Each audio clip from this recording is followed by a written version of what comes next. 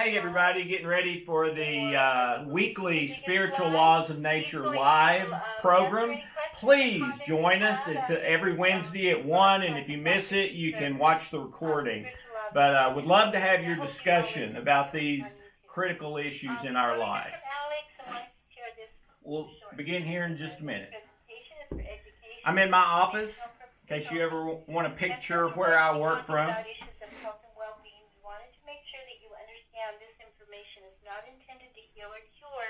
It's a beautiful day in Tennessee. Everything in the presentation are the opinions of Dr. Alex Loyd or myself, Johanna Chan, or possibly you, as you might share or ask a question.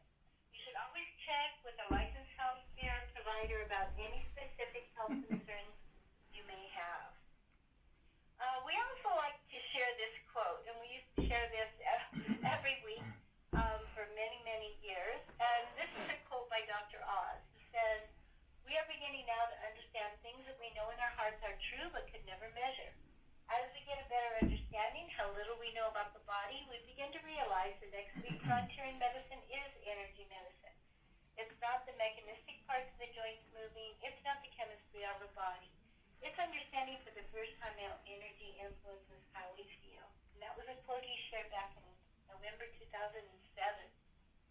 Okay, so having shared all that, I want to bring Alex out. Alex, hello. Hello, Johanna. How are you this week? I'm doing great, thank you.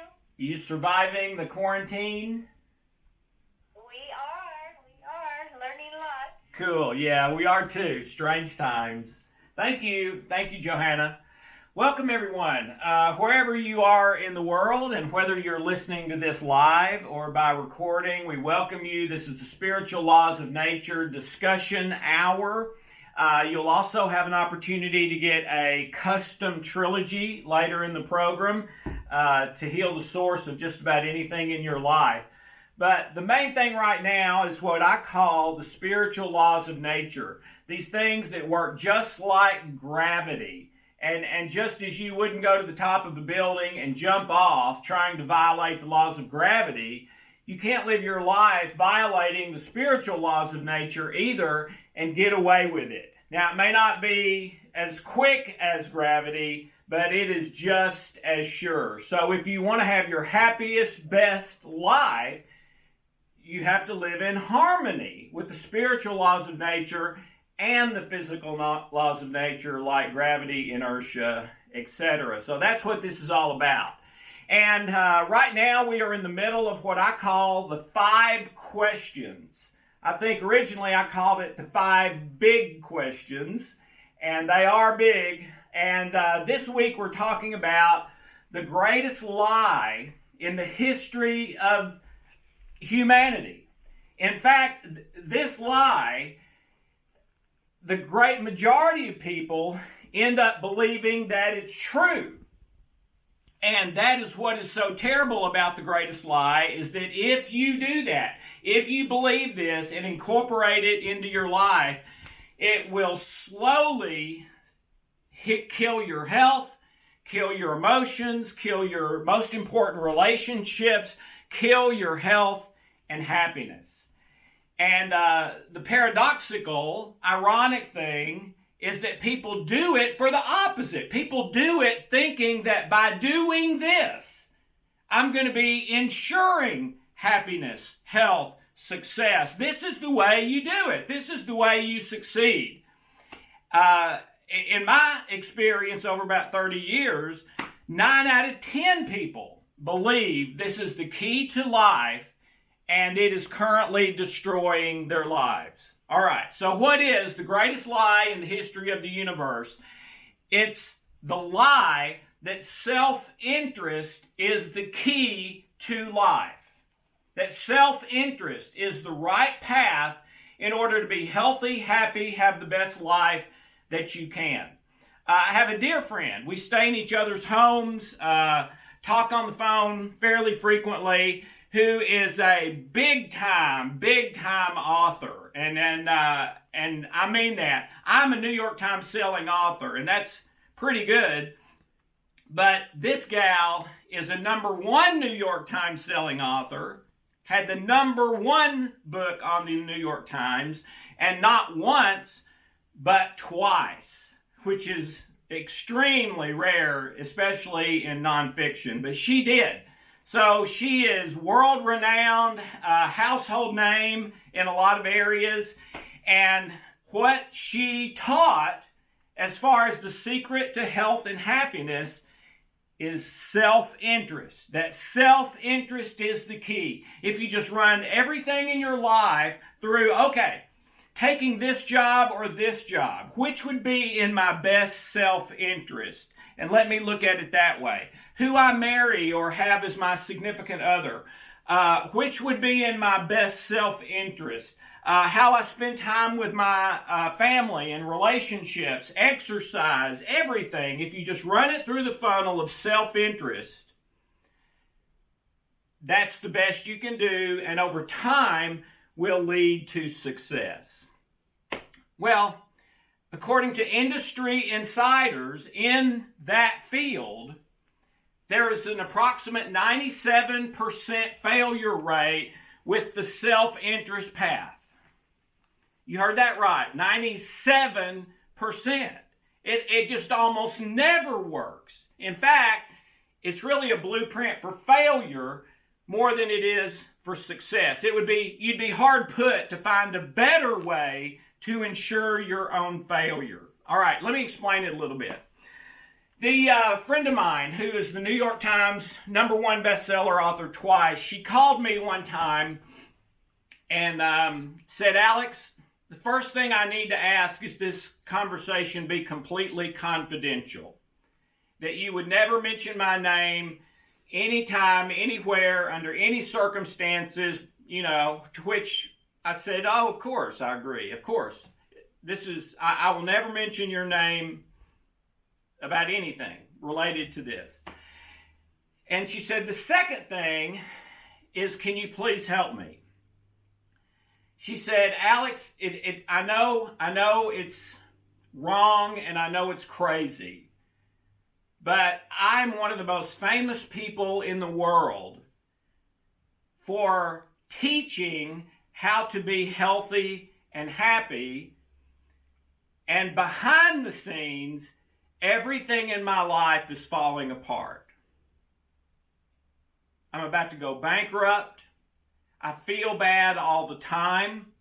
I feel like the biggest hypocrite and fake there has ever been in the whole world, because I walk out on stage after stage acting happy and positive and putting on a smile and teaching people my principles that will lead you to the kind of happiness and success I have. And then I walk off stage, and as soon as people can't see me anymore, my head goes down and I'm back to feeling horrible and miserable about myself and my life. She said, I know that what you teach is very different from what I teach. And I just wanted to ask, would you be willing to talk with me and see if you could help me some? And I said, sure, of course. And then I started talking to her about the difference in what she taught, self-interest is the key, to virtually the opposite of that, giving up self-interest. And the key being real love in the present moment, regardless of the circumstances, forever and ever, no turning back, no safety net. That's it. In fact, sometimes I call it love A and love B, or real love and fake love. And I asked her, this lady friend of mine, author, do you have people that you love in your life and that you feel love you? And she said, yeah, of course I do. Well, how are you doing in those relationships? And I said, is that more important to you, those people you love, than the work that you do or how many books you sell or whatever? Yes, of course it is. Well, are you living that way? And are those important relationships to you, are those your #1 priority? Or would the way you're living say that money is your top priority? And there was this long, long pause. And so Anyway, over the course of probably 4, 5, 6 weeks, I worked with her sometimes several hours at a time to get a plan, to talk through the issues, and she committed with me on the phone to the path of real love in the present moment and giving up self-interest, even if it means more pain to her or less pleasure or not getting the end results that she wants in her life. And she committed to that. And she called me about 6 months later and told me how everything in her life had done a 360 and all the things that were going bad were now going great. But she said, now I've got the biggest dilemma of my life. I said, what? And by the way, I've had this same story happen multiple times with people out there.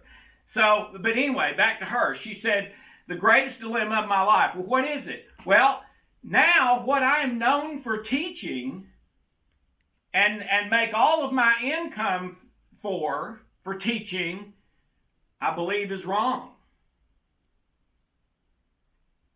What do I do? Well, I told her, like I've told everyone in that situation, you're the only one that can make that decision. But I prayed for her a lot as soon as we hung up the phone.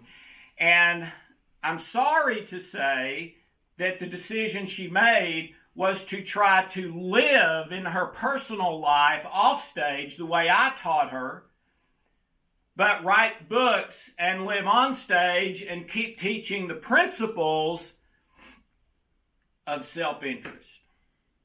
And it has ended horribly.